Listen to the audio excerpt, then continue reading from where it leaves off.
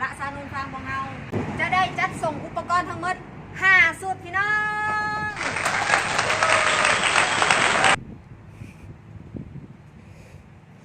ขอบใจพี่น้องทั้งบ้านที่เสือหมันละซานุนฟาร์มให้ส่งมอบอาชีพให้พี่น้องอุปกรณ์ทั้งหมดนี่จะจัดส่งไปที่น้องแตงนครหลวงเนาะพี่น้องซึ่งในอุปกรณ์ของเราเนาะหลายๆคลิปพี่น้องก็ได้เห็นแล้วว่าในอุปกรณ์นี่ทั้งในสูตรหนึ่งน่ะมีอย่างแน่เนาะคือแม่ยายเบสได้หลายพี่น้องไปเบิ่งแล้วเนาะแต่มื้อนี้แม่ยายเบสจะมาเทสระบบว่าอุปกรณ์ของแม่ยายเบสเนี่ยเฮ็ดเวียกได้แท้เนาะพี่น้องว่าอุปกรณ์นี่จะเป็นแบบใดมาเอามาดูกันเลยพี่น้อง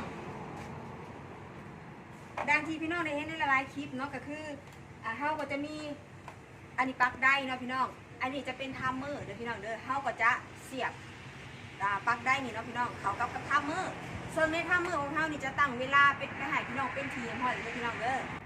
มาถึงเวลาที่พี่น้องรอคอยเนาะอุปกรณ์ทั้งเบิดเนี่ยที่แม่ยายเบสจะทดลองให้พี่น้องเบิ่งว่าจะเป็นแบบใดมาเบิ่งกันเลยพี่น้องซึ่งในโต๊ะไทม์เมอร์ที่ทางเฮานี่ตั้งเวลาไปให้พี่น้องเป็นทีมพอแล้วพี่น้องเอาไปใส่งานแค่เพียงแต่ให้มันอยู่ในตำแหน่งออโต้เท่านั้นนะพี่น้องเด้อแต่ว่าตอนนี้แม่ยายเบสจะเทสระบบไปที่ตำแหน่งออนน้ำแต่แห้งดีพี่น้องแต่ในโต๊ะทางเขาก็จะเจาะหูไปทีห่อเลยพี่น้องเด้อตัวที่สองพี่น้องได้เนาะได้ตัวที่สอง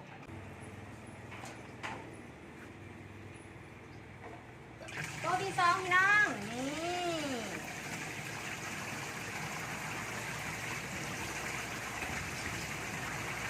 การไหลของน้ำก็จะดีหลายงอกก็จะยังไงการจะเริ่มเติบโตของตัวงอกเนี่ยก็จะงอกดีเนาะพี่น้อง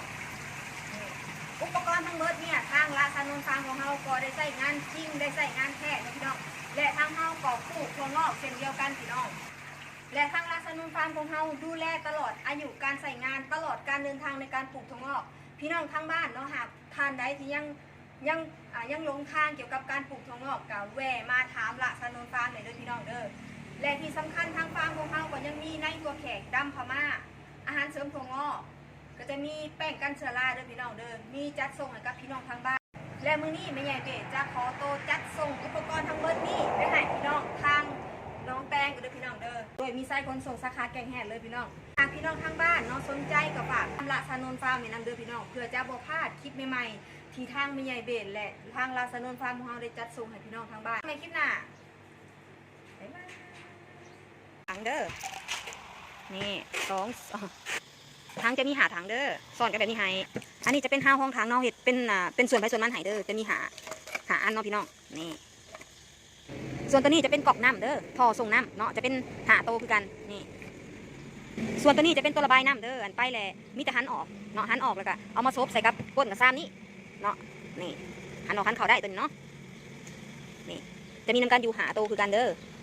2 4 5 3ปิดปากถังก็จะมีหาอันเด้ออันนี้ตัวท่อปิดเปิดปล่อยน้ำเนาะท่อระบายน้ำตัวนี้เขาจะใส่ในถังไปเลยท่อส่งน้ำเขาก็จะใส่ในถังไปเลยเด้อ5 ห้องถังเขาก็จะใส่ในถังไปเลยเด้อไทม์เมอร์หาโตเด้ออันนี้จะเป็นแป้งกันเชื้อราใส่ไปในถังเลยอันนี้จะเป็นอาหารเสริมถั่วงอกเด้อนี่ตัวนี้จะมีบวงแล้วก็มีสแลงมีคู่มือหายน้ำเด้อในถุงนี่แหละเจ้าได้น้ำตัวที่1ได้น้ำตัวที่2ได้น้ำอีก3 ตัวเขาจัดส่งไปน้ำหลังเด้ออันนี้ท่อส่งน้ำเนาะเขาจะแยกออกเด้อเพราะว่ามันขนส่งมันสูงนะเกี่ยวนอกมันนี่เด้อตัวไหนต่อไปเอาใส่ก็ได้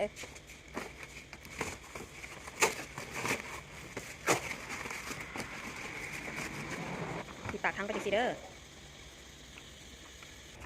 ซ้ำใหญ่หาอันเขาก็จะซ่อนไปจังซีเด้อ1 2 3 4 5นี่ส่วนทั้งก็จะห้อยไปให้จังซีเลยอันนี้จะเป็นในทัวอันนี้ในทัวอันนี้ถัง